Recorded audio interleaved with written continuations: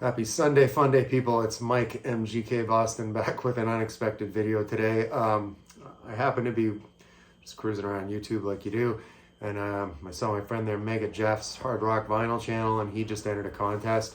The channel in question here is Shamgar75, SHAMGAR 75.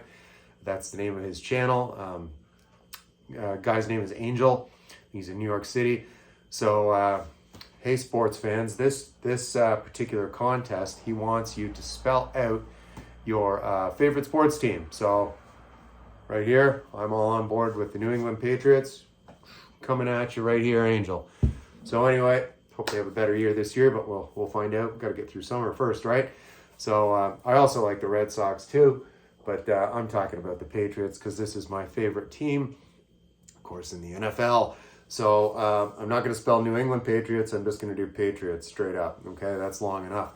So anyway, without further ado, and by the way, I'll put a link to Angel's channel below in the description because I know how to do that now because I'm so tech savvy. And yeah, so the letter P, I'm going to begin with the Pet Shop Boys. Right here, it's Chris Tennant and Neil Tennant and Chris Lowe, rather. I got that a little inverted. So this is just a 12-inch single for a song called Heart.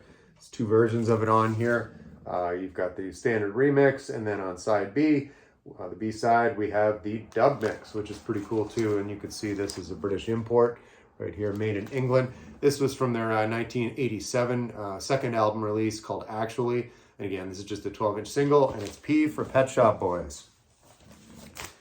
Staying in the 80s for some more pop alternative or whatever you want to call it. These guys were from Germany, Alphaville. And so A for Alphaville, and this is their debut. It's called Forever Young, and that's just a great slow song. If you went to high school in the 80s, you certainly probably danced to that one. Summer in Berlin's another good one on here. My favorite song on this is probably Big in Japan. That was a single, and there was a video for that on MTV and Much Music back in Canada, where it was in heavy rotation. So again, A for Alphaville. We're going into the T's now. We're all over the place, folks, like I do, and this is Hank Thompson, I'll spit that out, from Texas. He passed around 2007, 2008, I want to say. This was his release from the year 2000 called 7 Decades. He was around 74, 75 years old when he did this. He'd been active since the 50s, put out a ton of records. This album here is half originals and half covers on this one. Some tracks of note here, Condo and Hondo. Stinging This Old Bee is good. And Scotch and Soda. Oh yeah, New Wine in Old Bottles. That's a good one too. That's an old country standard. And there he is right there. That's Hank Thompson. Sorry about this glare coming in here. And it's called 7 Decades. There's his guitar on the back and his name on the neck of the guitar. Hank Thompson, a little honky tonk on your Sunday. And that is T for, so we're at P-A-T. Now we're at R, and it's Rubber Rodeo from right here in Boston originally. I would call these guys sort of a cowpunk kind of sound. Female lead singer. Name escapes me. It doesn't really matter. They were in and out. They had this one and a follow-up, and then they disappeared into obscurity. But this is actually really good. I bought this when this came out. Would have been in 1984 when I was still in high school. Little did I know back then, living in small-town Ontario, I would someday find myself living in Boston, where this band was formed. The irony. Anyway, yeah. So this one, a couple of good songs on this. Need You, Need Me is very good. Kicks this thing off. And on side 2, The Hardest Thing was sort of what you'd call the single from this, and there is a video for that. Interesting artwork here with the dinosaurs, and then the this thing, you know, when you're up, you know, we're up in an observation deck or whatever, one of those things you put the corner in, and, you know, like the binoculars. And then for some reason there's a big rig on the back here driving through the dinosaur-filled landscape. All right. R for Rubber Rodeo, double R there. Now we're at I, so P-A-T-R-I, and this is I Brain Eater. This is some weird-ass punk, post-punk, if you will, from Vancouver, British Columbia. This was from 1985. This was produced by one of the guys from Skinny Puppy. Ogilvy was his last name. I can't think of the first name. And this band was formed by a guy named Jim Cummins. They're called I Brain Eater, like I said, for the letter I. It's just really far out stuff. If you are familiar at all with Nick Cave's first band, The Birthday Party, this might fall into your wheelhouse. You might just like it. I haven't listened to this in a very long time. heard this. I remember I heard this. Used to listen to a radio program. That's pretty cool artwork on the inside on the label. There was a program on CBC radio late at night called Brave New Waves, and I used to listen to that when I was in high school, making mixtapes, and that's how I discovered a lot of weird alternative stuff at the time, including this release here called Artist, Poet, Thief, and it's for the letter I Brain Eater. Last look at that freaky chick on the back, or guy, whatever. All right, where are we? Oh, Orchestral Maneuvers in the Dark. This is OMD's 7th studio release and the follow-up to the very successful Crush.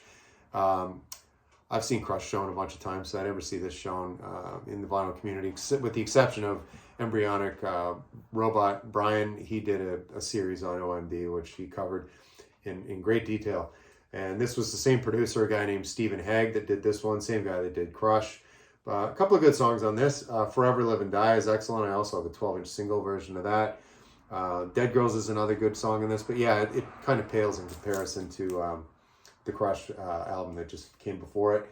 But again, this is called The Pacific Age from 1986, and it's Orchestral Maneuvers in the Dark for the letter O. We're almost at the end here, and it's T, Tintin. So interesting story about this guy. It was a guy named Stephen Duffy. He was one of the founding members of Duran Duran in 1978. He was in the band for about a year and a half, and right, before they hit it big, and he thought, you know what, I'm just going to leave that project, and go on and have a solo career. This guy's like the Pete Best of new wave, if you will.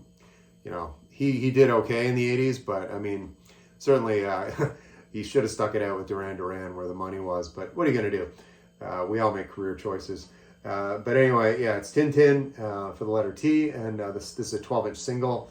You can see right here on 45 RPM. It's a song called Kiss Me. So there's a vocal on the A side, and B side is an instrumental. And that's T for Tintin. Stephen Tintin Duffy. And lastly, Patriotns. It's the Style Council here. This record was called Café Bleu en français in the UK, but the American pressing, which this is called My Ever-Changing Moods. So there you can see right there.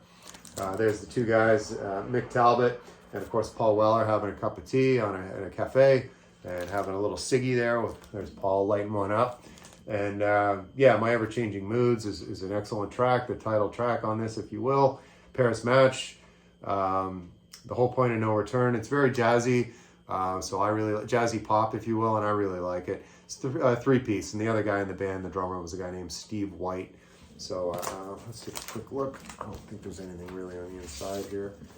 Yeah, just the lyric sheets, and there's Mick Talbot and Paul Weller going for a bike ride or a scooter ride.